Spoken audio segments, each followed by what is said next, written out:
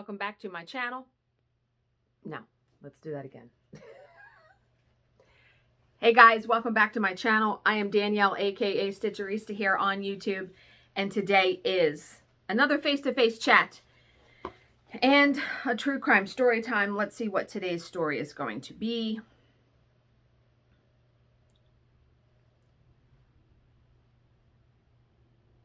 Hold, please.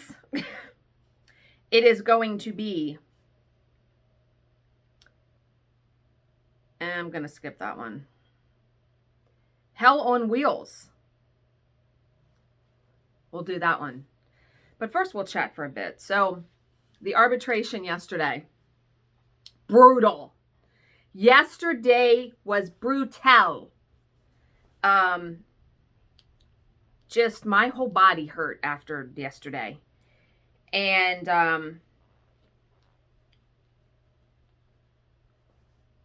the team kind of pissed me off yesterday. So, which is nothing new, right?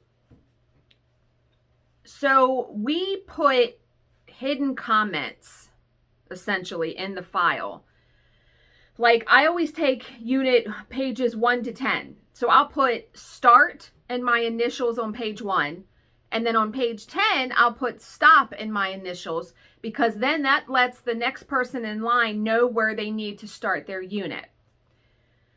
So as the proofreaders are going along proofing, when they are done proofing a section, they are supposed to delete those hidden comments. Somehow, someone is deleting somebody else's comments. And it has happened enough that I've addressed it numerous times.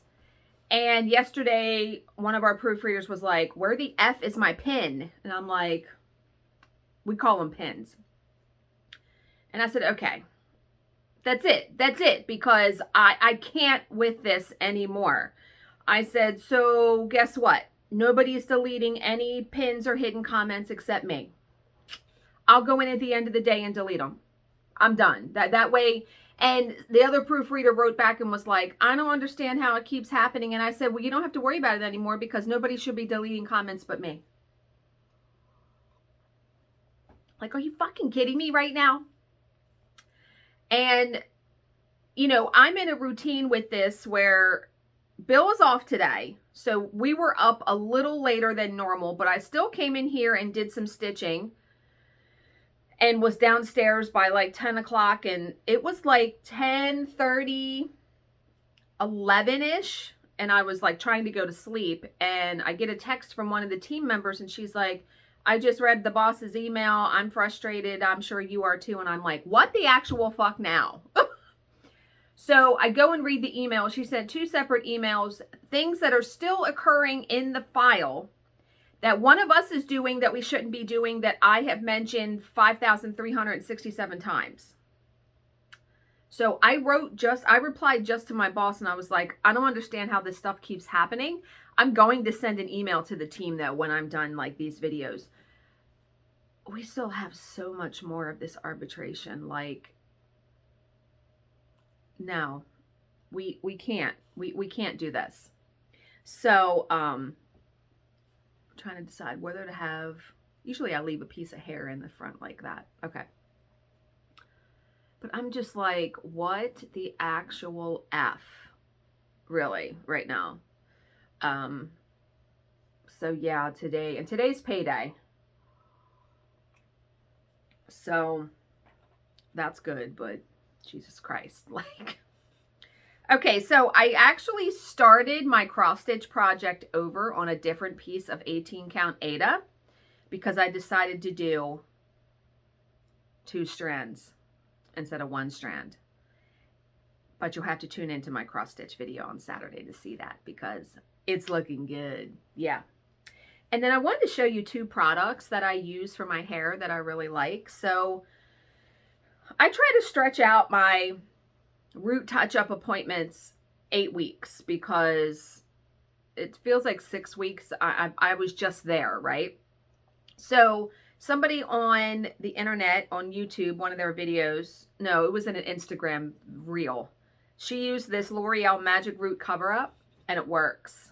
They have different shades. Like, I got the one that says medium brown because, you know, you can see grays. And it also helps fill in where your hair may be thinner because my hair is thinner at my temples. Yeah. Amazon. I'll link it down below. And then I'm always looking for fuzz. I'm always looking for like a good leave-in conditioner product that is also a heat protectant because I dry my hair. Now, I only wash my hair like every third day, but you know, I dry my hair. I use a curling iron on it. So this product is called It's a 10 Miracle Leave-In product. I'll link it down below too because I got it from Amazon. It says it does 10 things instantly: inhibits dry, damaged hair, adds shine, detangles, helps replace lost protein, seals and protects hair color, helps prevent split ends, inhibits hair breakage, creates silkiness, helps strengthen hair, and is also a flat iron spray and thermal protector. And all you do is spray it in and comb it through your wet hair. And I liked it. Today was the first day that I used it, and I like it. So I'm really glad I got that. Okay, so yeah, today Bill was supposed to go fishing, and he woke up at 5:30 and went outside, and it was extremely, extremely windy, so he is not fishing today. He decided he was going to help me out today. He's taken over the house chores that I would normally do, which does help me out, and he went to get his duck hunting license because he's going duck hunting next Friday. And he may go skeet shooting tonight. Like, he's like, what am I going to do today? He's going to come home and he's going to mow the grass. I'm pretty sure he said that. You know, today's Veterans Day. So thank you to everyone who has served in the military. You know, my grandfather and my father both did. So thank everyone for their service. But yeah, that means people are off. There's no mail today, I don't think. Yeah. I wish I was off. And Bill took off tomorrow, and so did Jill.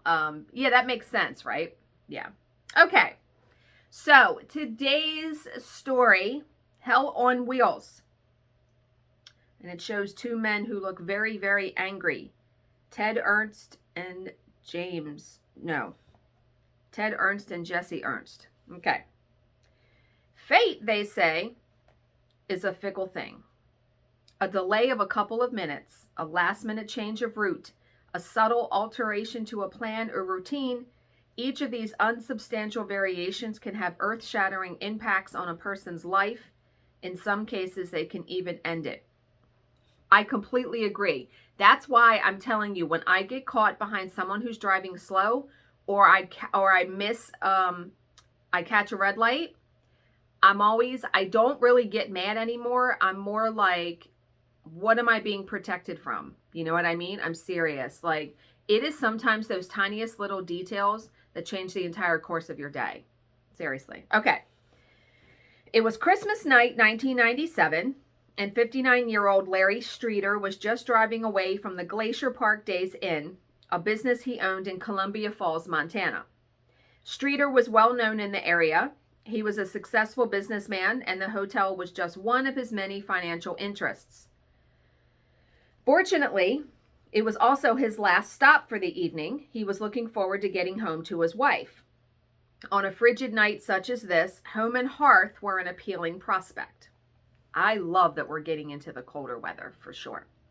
But then Streeter remembered something. His neighbor, Dr. John Bradshaw, was away for the holidays and had asked if he would drive by his house occasionally just to see that everything was in order. Oh boy. This area of Flathead County was quite rural, and the houses were a considerable distance apart.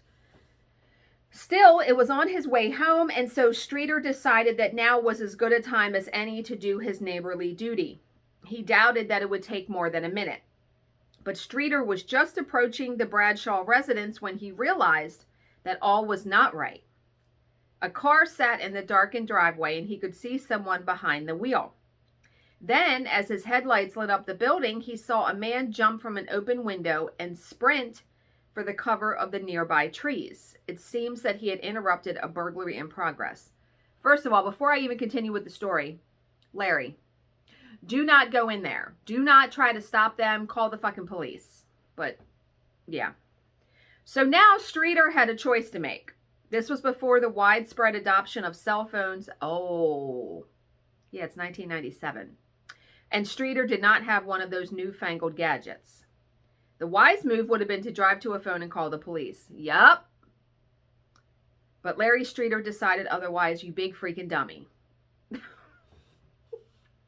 Using his car to block the driveway, he got out and approached the other vehicle. What the fuck? You know! No, Larry, no. No.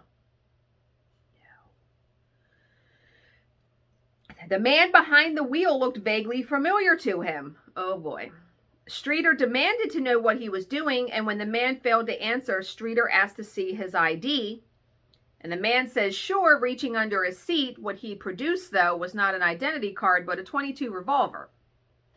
Before Streeter even had a chance to react, the man fired off a barrage of rounds, emptying the weapon. Hit several times, Streeter collapsed into the snow. Then, as he lay on the frozen ground, mortally wounded, the man reached into the back seat and produced a second gun. This one was a .357, a heavy caliber weapon. Without moving from his spot behind the wheel, he leaned out of the window and fired a single round, which smashed into Larry Streeter's face. Larry! Was it worth your life? No, it wasn't. Larry Streeter's body was found the next morning after his family became concerned and went looking for him. That prompted a frantic 911 call and a quick response by the Flathead County Sheriff's Department.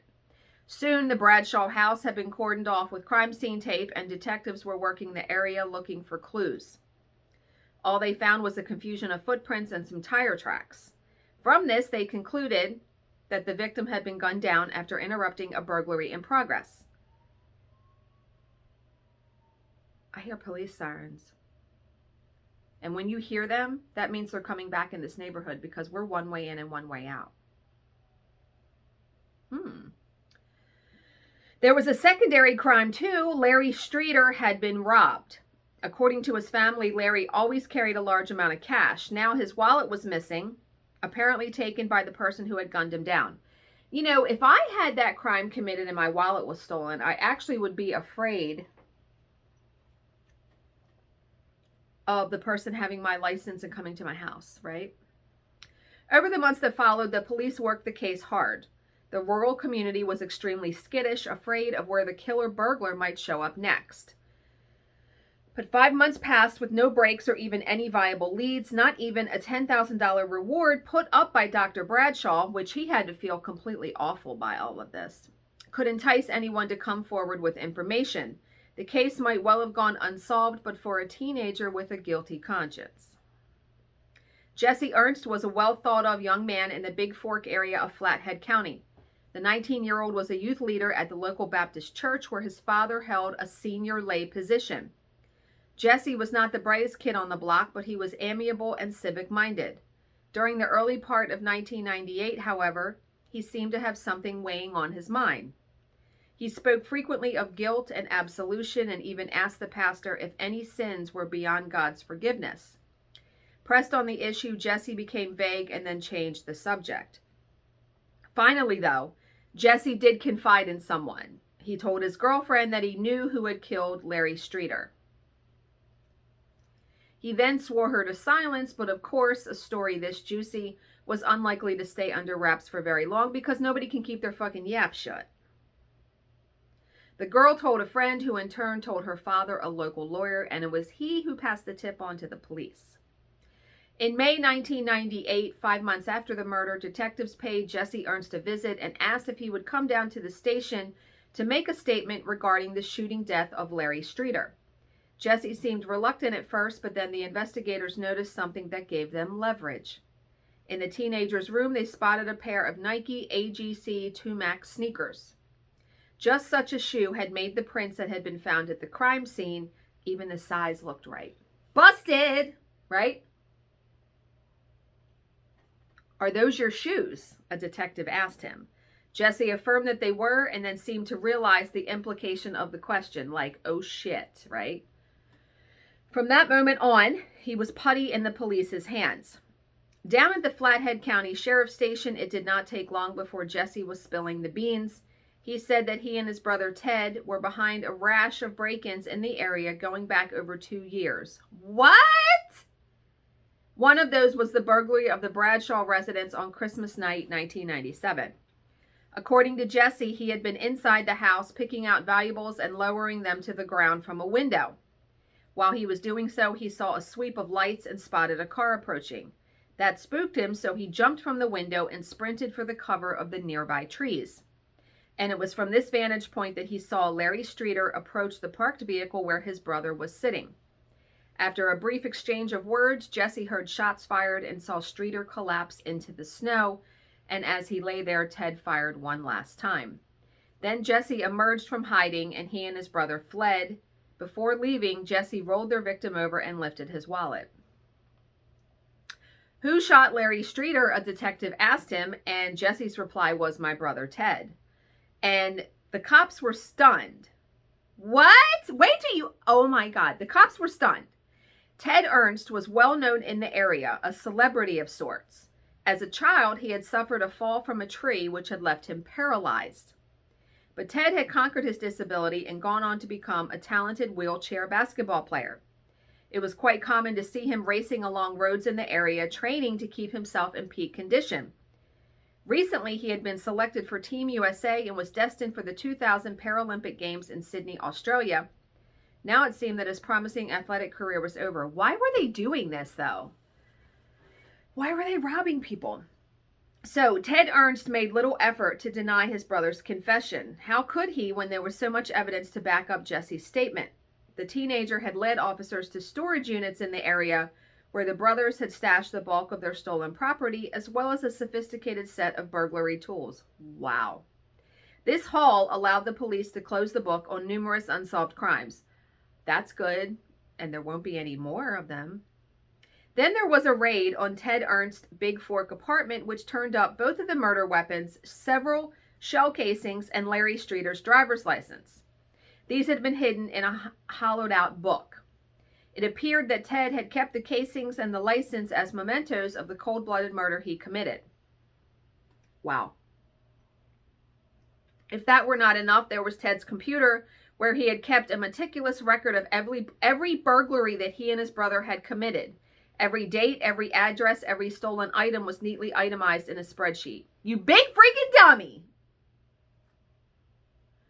Finally, there was Ted's car. Not only did the tires match the tracks left at the Bradshaw house, but forensic examination turned up blood and tissue samples which would later be matched to the victim, Larry Streeter.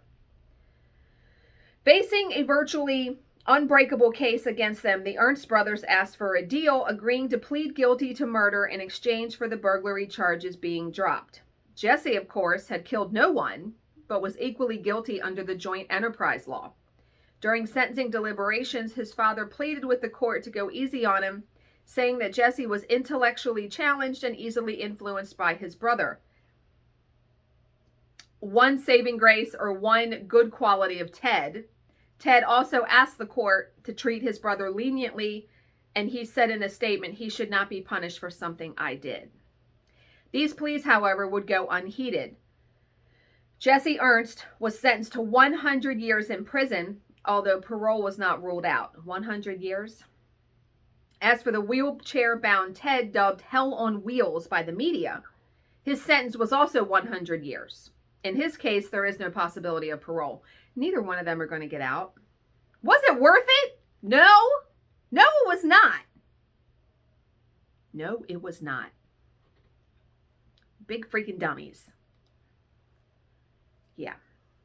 Had you guys heard of that case? Let me know down below. So, I hope you guys are all having a fantastic Thursday. At least we are getting through the week. Yeah.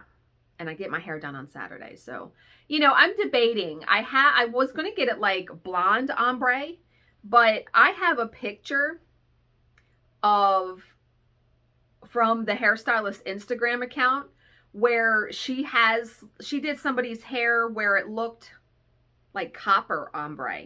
And I'm like, I may get that. I don't know. I mean, because it looks like this color almost.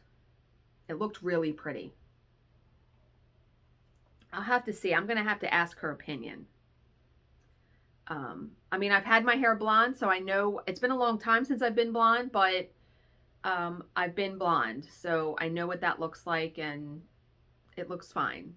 I just want to have somebody reliable that when I make an appointment, they don't fucking cancel it. I'm not asking too much here, I don't think. But okay, guys, as always, if you have any questions, please leave them in the comments section below, and I will answer them to the best of my ability. Thank you so much for watching and subscribing, and I will see you in my next video.